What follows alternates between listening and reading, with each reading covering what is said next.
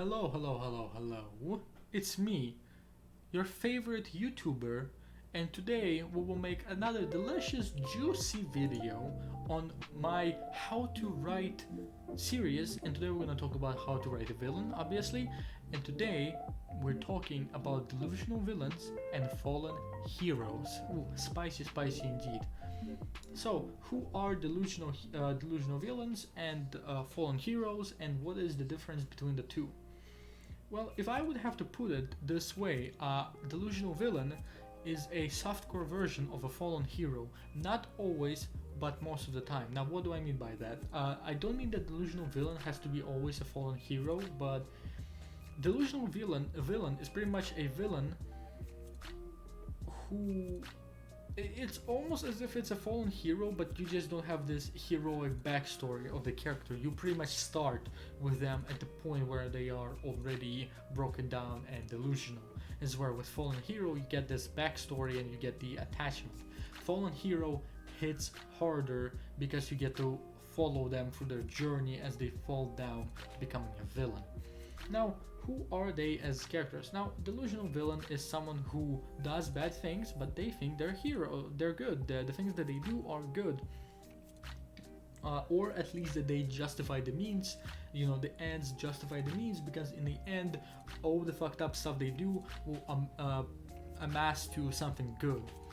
It can be your emperor who is really strict on people and keeps the empire in very tight grip, and people are starving and suffering, but he is doing that because he wants to make sure that the empire is prepared for an attack which he knows will come, because he has some sort of spiritual future vision, something like that. It can be something as simple as a serial killer who kills people because he believes that he frees those people from the horror of the real world, and that he delivers them to heaven. It can be something simple as that. That is your delusional villain. The reason why you would want to write a delusional villain is because they are often quirky and they can be fun.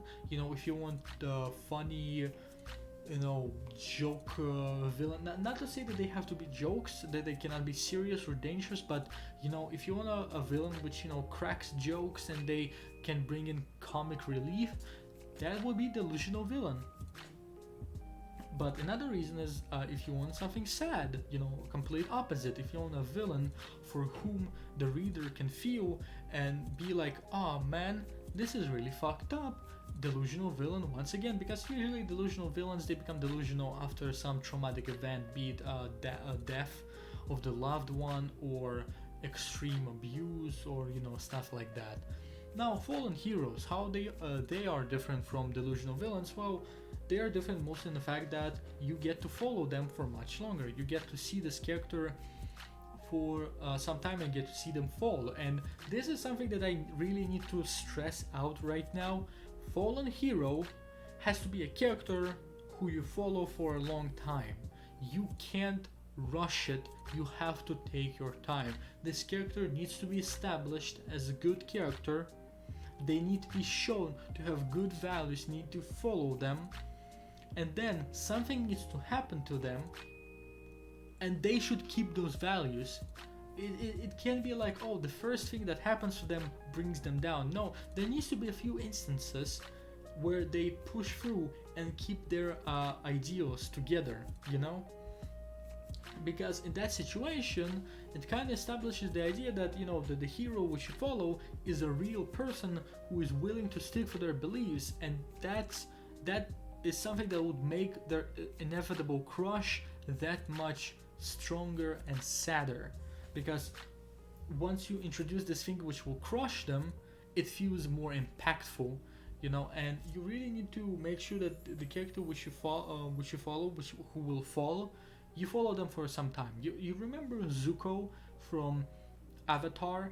Possibly one of the best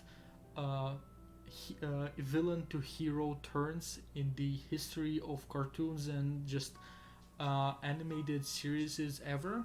Yeah, you remember him? Well, we followed him for a really long time before he became good, and then once he became good, we kept on following him for a really long time. You need to adapt the same thing. Let's say you have a show, let's say somehow you manage to score yourself a show or a manga or a comic or whatever, and let's say you have 4 seasons or let's say 200 chapters, right? Well, for 2 of those seasons or for 100 of those chapters, you need to follow your character. There needs to be no signs of the character coming down. And then there are usually 2 ways you can bring them down. It can be immediate or it can be slow. It can be something horrible that happened to them that slowly starts to degrade their morals, and then something again happens that establishes their fall where they see that they cannot be good anymore and they turn. Or it can be something immediate that happened to them and that broke them. And yeah, now being mentally broken can work, but I would not suggest that because it destroys any type of personality that the character might have, and it usually destroys any type of depth and complexity that a character might have. What I would suggest is emotional pain. Emotional pain, that's gonna sound horrible, but emotional pain is horrible for bringing your hero down. Once again, death of a loved one, or just witnessing a mass destruction and mass pain, mass death. Now, a fallen hero does not have to be delusional. That is something you can do if you want, but a fallen hero, they can be delusional. They can be like, oh, I'm gonna do evil stuff now, but they just gonna justify the mean. My end is gonna justify the means. I am not bad guy, I'm just doing questionable stuff, but I'm still good guy, that kind of delusional. Or they can be delusional where they don't even think that what they're doing is that horrible. Like, let's say, oh, this orc is a monster because orcs are monsters and I'm gonna kill this monster, and this person does not even realize that this orc might be actually good and not bad. Or maybe they're like, oh, you dare to oppose me, you oppose me because you're a bad guy and I'm a good guy. Ironically enough, this idea was done really well in WWE NXT by Johnny Gargano when he almost became a bad guy. Like, this might sound ironic, like wrestling, really, but yeah, really, it was really interesting where he was slowly becoming more delusional, where he was like, oh, I am a good guy, no matter what I do, I'm a good guy. And he was brought down and humbled by this another wrestler called Aleister Black, which created a really nice story, if I may say so myself.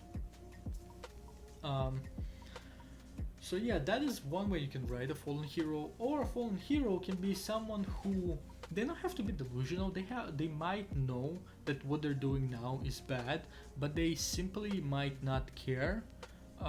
Because, well, nothing cares anymore. Let's say their loved one was killed and they just don't care anymore. They want to see the whole world burn. Or maybe the villain promised to bring their loved one back. Maybe villain actually has actual means to bring their loved one back, and that's why they're going with them. It can be something like that. So yeah, the thing which I would love to stress out with fallen heroes is take your time. If you want a quick sad story about delusional bad guy, just go with delusional villain. But if you want, because delusional villain can be some side character, it can be like a side character which you see, like, oh, this little girl which you see, but then maybe she happens to witness some traumatic event and this event breaks her and she becomes bad when she grows up, it can be something like that.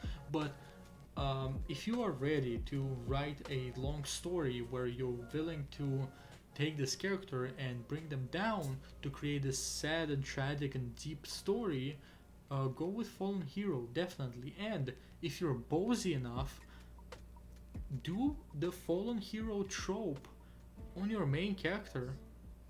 That will be very ballsy, but also very amazing and impactful. But if you will do that, don't, for the love of the god, do not keep them as a main character. Once they fall, they need to cease being a main character. I see time and time again where the main character starts out as good, but then they become bad, but they remain a good character. So now we kind of follow this, edgy, disgusting, fucking repulsive fallen hero antagonist, not antagonist, protagonist. And it's not to say that, you know, bad protagonists are impossible, but usually bad protagonists needs to be interesting. They need to be charismatic, and they need to be some interesting traits to them. Look at Alucard from Helsing or Kurko from Murcielago. Both of them are bad, but they have the style and fashion and nonchalant nature to them. And if you have a fallen hero who's just edgy and, you know, dark, and they're your main character, that's not interesting. A good example I can give is Gone from Hunter x Hunter, because as you that's a spoiler, but uh, they do follow because of the death of their friend. They wish death on the person who killed them so much that they lose their humanity, which eventually leads them to do something that breaks their body. And once they miraculously are saved from that, they can no longer fight, and they are written from the story. And I do believe that Gon is not coming back to Hunter x Hunter, but that why Gon is not coming back is a discussion for the next video. But I'm just giving an example. If you wish to go as far as bringing down your main character, be sure to just keep them out of the story. You know, create new protagonists from that point on, defeat them, and then you can either end story or continue story with a new protagonist, pretty much. But yeah, this was the video. I hope you enjoyed it. I hope it was helpful. I hope you find my points smart and proper and right. And I'll see you in the next month, maybe, or next week. Who knows? Who really knows with me? Bye.